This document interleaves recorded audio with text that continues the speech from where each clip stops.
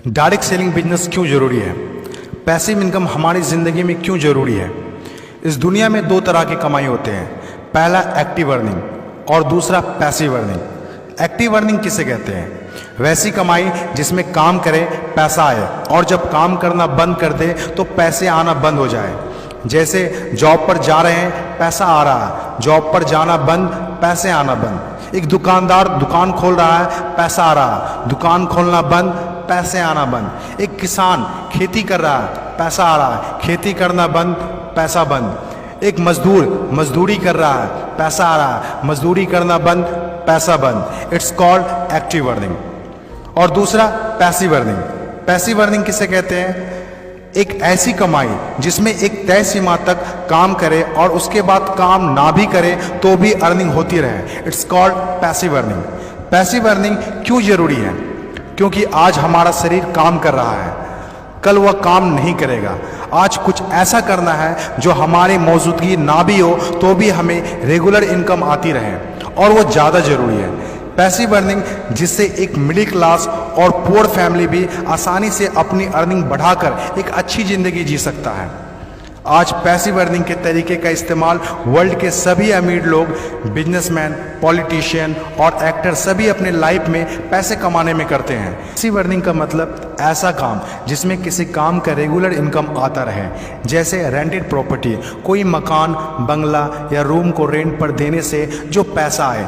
और भी है जैसे fix deposit, real estate, business, YouTube earning, ये सभी पैसिव अर्निंग में आते हैं। आज आपके पास कोई एक ही इनकम ऑफ सोर्स है, चाहे वो जॉब हो या बिजनेस हो या शॉप हो या फिर एग्रीकल्चर, कुछ भी हो।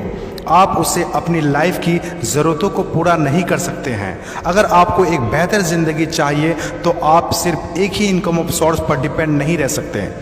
आपको सेकेंड, थर्ड, फोर्थ या ज़्यादा इनकम सोर्स बनाने होंगे। जितनी ज़्यादा इनकम ऑफ सोर्स होगी उतनी ज़्यादा अर्निंग होगी और आप अपने फैमिली को एक बेहतर ज़िंदगी दे पाएंगे। पैसिव अर्निंग करने के लिए आप ऑनलाइन और ऑफलाइन दोनों तरीके से कर सकते हैं। इसीलिए पहले आप कंफर्म करें कि आप किस तरह शुरुआत करना चाहते हैं। आपको बेसिक और सिंपल आइडियाज़ चाहिए, ज़्यादा रिस्क भी नहीं हो और इन्वेस्टमेंट भी कम लगे। डायरेक्ट सेलिंग बिजनेस सबसे बड़ा एग्जाम्पल है। ये पैसे कमाने का वो रास्ता है जिसमें आप सिर्फ एक बार मेहनत करते हैं और कुछ ऐसे संपत्ति बना देते हैं जो आपको ज़िंदगी भर पैसे कमा के दे सकें। पैसिव अर्निंग को समझाने के लिए मैं आपके साथ एक स्टोरी शेयर करना चाहूँगा। यह कहानी है बर्क हेजेस की किताब द पैराबल्स ऑफ पाइपलाइन। एक छोटे से गांव में दो दोस्त रहा करते थे, ब्रूनो और पाब्लो, जो बड़े सपने देखा करते थे। एक दिन किसी न किसी तरह वो गांव के सबसे अमीर आदमी बन जाएंगे। वो दोनों काफ़ी मेहनती थे, उन्हें तो बस एक मौके की तलाश थी और एक दिन उन्हें वह मौका मिल गया। उस गांव में एक समस्या थी। गांव वाले को पानी लाने के लिए नदी में जाना होता था और आधा दिन पानी लाने में ही गुजर जाता था। वो दोनों ने गांव वालों से बात की कि वो नदी से पानी लाकर उन्हें देंगे और उसके बदले कुछ पैसे लेंगे। गांव वालों को ये बात अच्छी लगी। अगले दिन दोनों ने एक एक बाल्टी पकड़ी और नदी की तरफ चल दिए कि हर बाल्टी के लिए 10 रुपये दिए। ब्रूनो बहुत खुश हुआ, लेकिन पाब्लो को इतनी ज़्यादा खुशी नहीं थी। पाब्लो को बाल्टी ढोने की वजह से उसके पीठ में दर्द हो रहा था और हाथों में छाले पड़ गए थे। अगली सुबह फिर से उन्हें ढोने की बात सोचकर ही दहशत हो रही थी। पाब्लो ने नदी से गांव तक पानी लाने का एक अच्छा आइडिया सोचा। जब अगली सुबह दोनों अपनी अपनी बाल्टी उठाकर जाने लगे तो पाब्लो ने कहा, ब्रूनो मेरे पास एक आइडिया है। चंद सिक्कों के बदले मैं दिन भर बाल्टी ढोने की वजह क्यों ना हम नदी से गांव तक पाइपलाइन बना दें।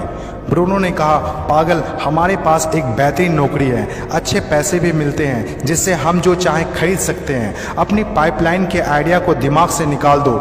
लेकिन पाब्लो इतनी आसानी से डिमोटिवेट होने वाला नहीं था। उसने अपने दोस्त को पाइपलाइन बनाने का आइडिया अच्छे से समझाया। हम लोग दिन के आधे समय बाल्टी ढोने का काम करेंगे और आधे समय और छुट्टियों के दिनों में पाइपलाइन का काम करेंगे। ब्रूनो ने पाब्लो की बात नहीं मानी। पाब्लो जानता था कि पथरीली ज़मीनों में पाइपलाइन बनाना आसान नहीं होगा, लेकिन पाइपलाइन बनने के बाद जो मिलेगा उससे वह इंस्पायर होकर काम करता रहा। जब पाब्लो अपना पाइपलाइन बनाता था तो गांव वाले उसकी मजाक उड़ाया करते थे, ये देखो पाब्लो द पाइपलाइन।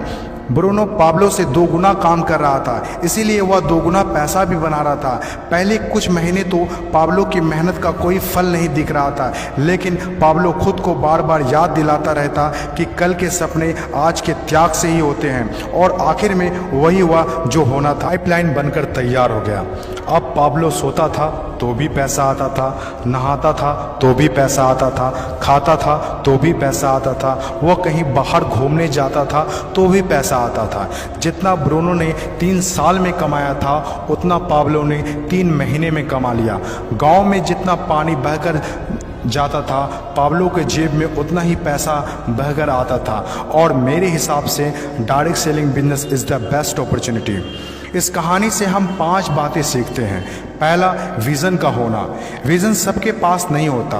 विज़न जो आंखों से नहीं सोच से देखी जाती है। इस दुनिया में 5% लोग के पास ही विज़न होता है और वही इस दुनिया में कुछ बड़ा करते हैं।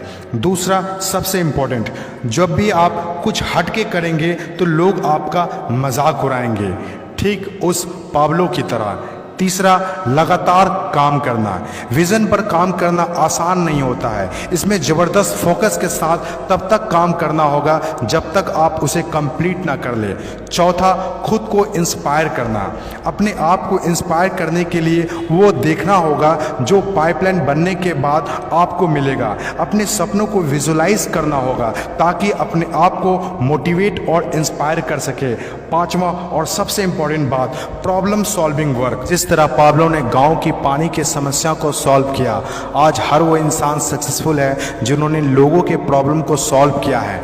चाहे वो डॉक्टर हो या इंजीनियर, चाहे वो साइंटिस्ट हो या कोई मोटिवेशनल स्पीकर, आज हर वो इंसान कामयाब हुआ है जिसने भी किसी भी फील्ड में लोगों के प्रॉब्लम को सॉल्व किया है। और डायरेक्ट सेलिंग बिजनेस भी ऐसा ही है।